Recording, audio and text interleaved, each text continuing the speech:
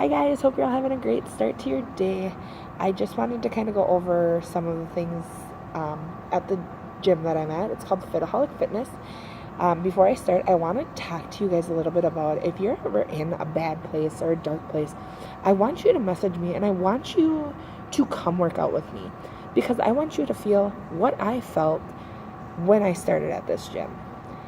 Now I know you're probably all like, okay, what does that mean? Before I started this gym, I was in a very dark place. I hated everything about me. I hated everybody around me. I hated coming to work. I hated my life, okay? I gave up on myself, everything. It was bad. It was to the point where I was so depressed that, I just didn't want to be around anybody. I'm not going to say that I wanted to end my life because I don't think I could ever do that.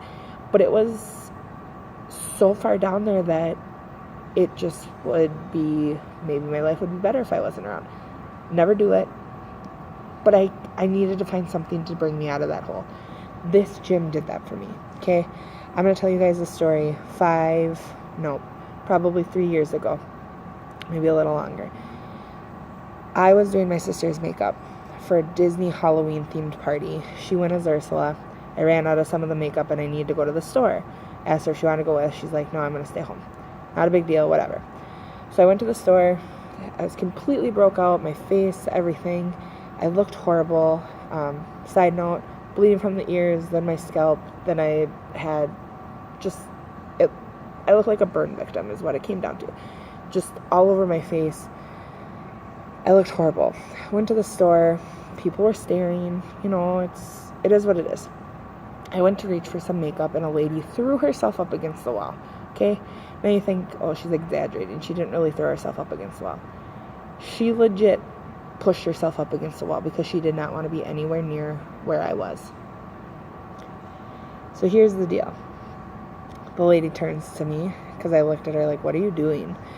Turns to me and says, honey, if I look like you, I wouldn't have left the house today. Now by this point, I'm upset, I'm completely angry, and I want to punch this lady in the face. So I look at her and I go, I apologize that you feel that way. However, I can't control what my body's doing right now. And I have to keep living my life. I can't live in a box the rest of my life. I apologize. Walk away, completely heartbroken.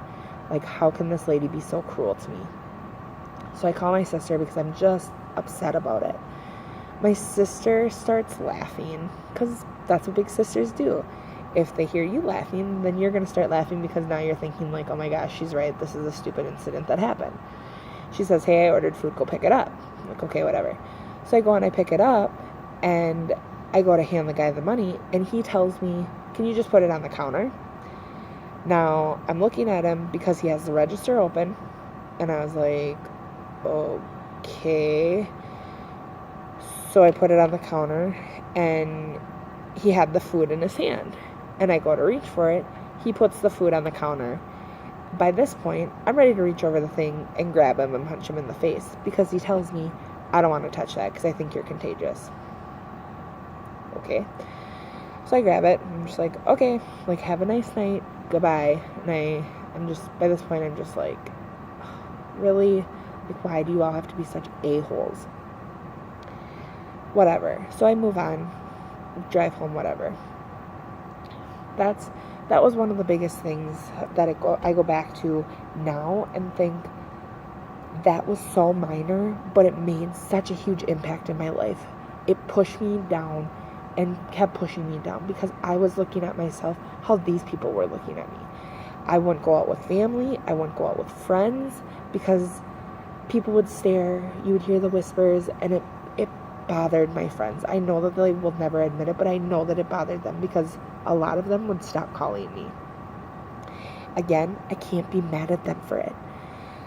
I would go to gyms and I actually got asked to leave and not come back until I was completely clear or I looked better.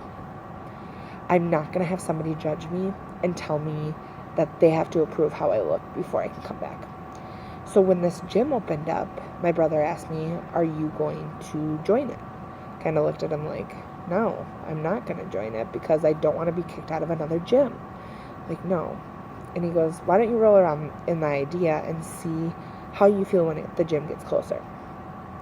So originally, I was not going to go to Fitaholic Fitness. That was the one thing that I was like, no, I'm not going. This isn't happening. I'm not going to do that. No. I hit my lowest point. I couldn't even brush my teeth without crying because I hated who I was. I hated how I looked. Everything. One day, I looked at myself in the mirror and said, you cannot be mad at anybody but yourself. You let this all happen.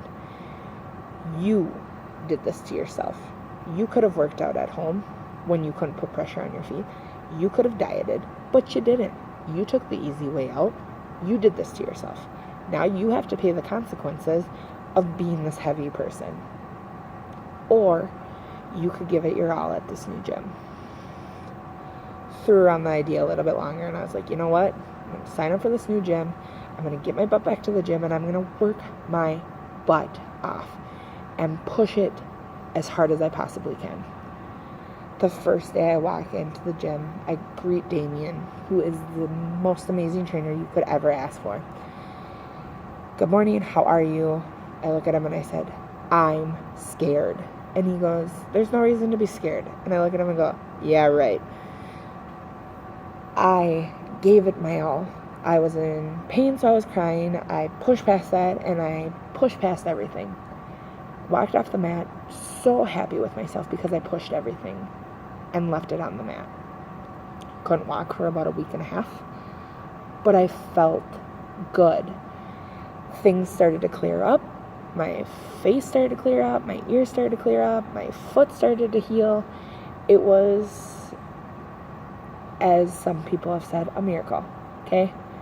It was my body saying, like, hey, yeah, we like this. Like, thanks, you're kind of helping us out. Because the doctors told me, like, nope, you shouldn't be working out. And I kind of looked at him like, absolutely not. Going in, I told Damien and Mikey, if I look bad, and you don't want me at your gym, just tell me. You know what Damien told me? He turned around and said, I want you to come. I don't care what you look like. You're here to improve yourself. If somebody's being mean to you, you tell me, and they will be asked to leave. I don't judge anybody who comes through that door, and you are no exception to that rule. That right there proved to me that this gym was here to prove their worth, okay? So a lot of you ask me, like, how do you get the motivation to wake up at 3:45 to be in the gym by 5?